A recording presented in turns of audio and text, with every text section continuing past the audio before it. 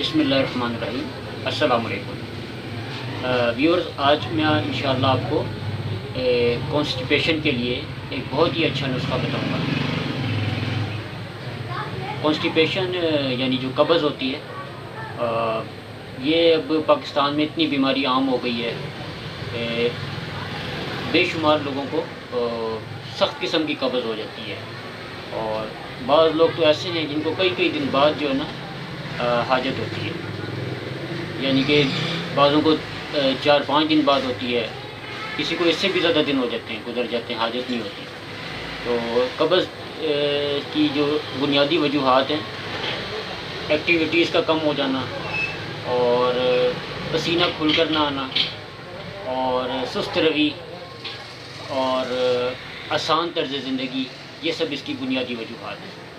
तो जो जैसे जैसे इंसान जो है आसानी की तरफ जा रहा है, सहूलियात की तरफ जा रहा है और जदीद दौर की तरफ जा रहा है, मॉडर्न जो दौर की तरफ जा रहा है, उससे फैसिलिटीज़ तो इंसान को हासिल हो रही हैं, लेकिन उसकी ज़िंदगी में बाज़ जो जिस्मानी मसाइल हैं और बीमारियां हैं वो बढ़ती जा रही हैं। उसी में से एक कब्ज़ भी है।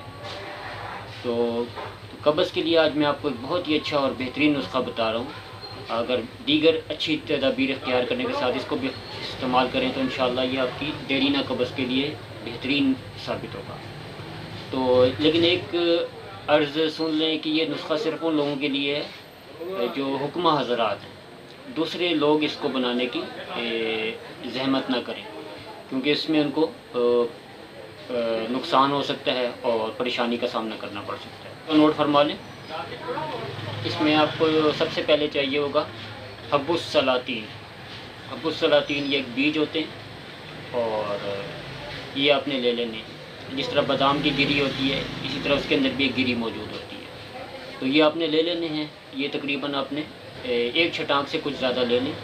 इनको पानी में भिगो दें, जो ऊपर तैरें उनको अलग कर लें और जो पानी में नीचे बैठ जाएं वो आपने लेने हैं। वो आपने एक छटाक लेने हैं।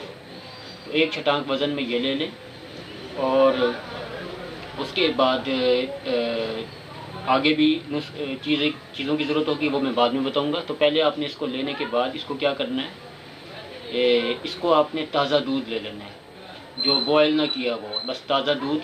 जो गाय का हो जाए तो सबसे अच्छा है, ना हो तो भैंस का भी ले सकते हैं, लेकिन गाय का ज़्यादा बेहतर है। 1.5 पाव दूध चाहिए कम से कम। तो 1.5 पाव दूध के अंदर आपने इसको भिगो के रख देना। ये 24 घंटे इसके अंदर भीगा रहेगा।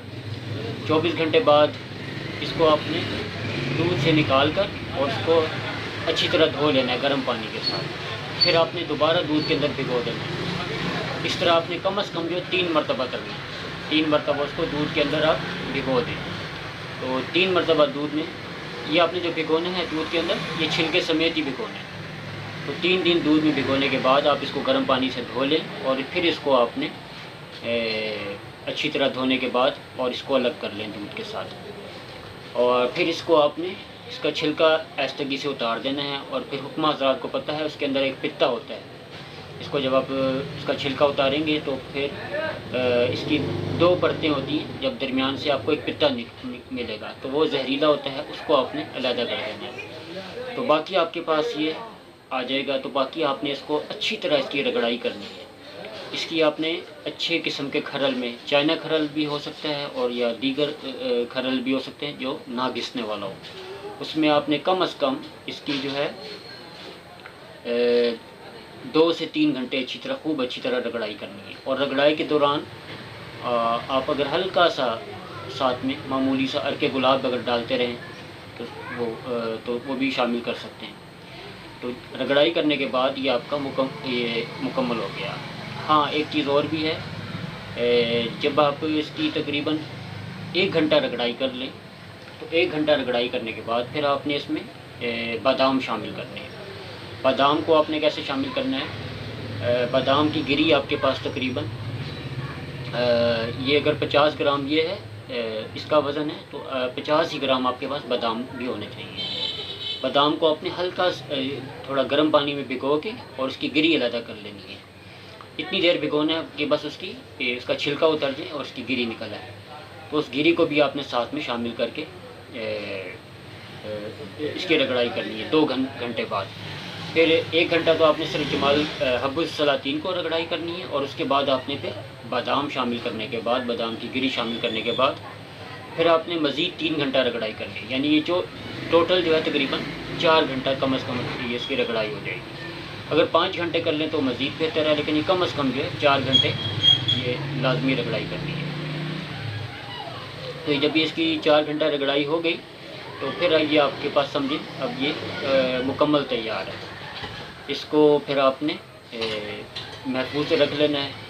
अब जिसको भी कब्ज़ की शिकायत है इसको आपने हस्बे ज़रूरत, अच्छा इसको बनाने के बाद तकरीबन आप किसी शीशे की बोतल में डाल के और तकरीबन 1 हफ़्ते के लिए छोड़ दें, 1 हफ़्ते के लिए रख दें। या अगर कोई गंदम है तो या गले के अंदर आप इसको दबा के रख दें। 5-6 दिन के बाद ये निकाल लें, ये आपका मुकम्मल अब इस्तेमाल के काबिल है। इसको इस्तेमाल करने का जो मोटा बंदा है, मोटे बंदे को आप इसको जो कैप्सूल होता है छोटा कैप्सूल, उसमें तकरीबन निस्फ़ से ज़्यादा, ये मैं आपको दिखा दूँ, ये जो छोटा कैप्सूल है तो इसका जो है निस्फ़ से ज़्यादा ये आप इसको ये छोटा कैप्सूल है, बिल्कुल सबसे छोटा साइज़, तो ये 0 साइज़ कैप्सूल कहलाता है। तो इसका जो है तकरीबन बिल्कुल निस्फ़ से थोड़ा सा ज़्यादा वो आप शुरू में इब्तिदा में दे के देख सकते हैं। अगर उससे फ़ायदा ना हो तो फिर थोड़ी मिक़दार इसकी ज़्यादा भी कर सकते हैं। तो वो आपने कैप्सूल इतना निस्फ़ के करीब भर लेना, बल्कि निस्फ़ से थोड़ा सा कम ही भरें। तो ये आपने रात को सोते वक्त नीम गर्म दूध के साथ इस्तेमाल कराना है। अगर उससे खातिर ख्वाह फ़ायदा नहीं होता तो फिर थोड़ा सा मिक़दार ज़्यादा की जा सकती है, और कमज़ोर बंदे को ये थोड़ी कम मिक़दार में इस्तेमाल कराना है। तो ये रात को आप सोते वक्त इस्तेमाल कराएँ, इससे इंशाल्लाह देरीना किस्म की कब्ज़, सख़त किस्म की कब्ज़ और बहुत पुरानी कब्ज़, मुज़मिन कब्ज़ इंशाल्लाह पहली खुराक से ही कब्ज़ अब टूट जाएगी। तो ये बहुत बेहतरीन नुस्ख़ा है, और ये भी हमारे मतलब का बहुत कामयाब नुस्ख़ा है। लेकिन चूँकि व्यूअर्स के साथ मैंने इंशाल्लाह सब नुस्खे शेयर करने, तो ये नुस्ख़ा भी आपको बताया है। तो अहले कदर लोग इसकी कदर करेंगे उम्मीद है, और हमारे चैनल को सब्सक्राइब करें, शेयर करें। तो इजाज़त चाहता हूँ, अल्लाह हाफ़िज़।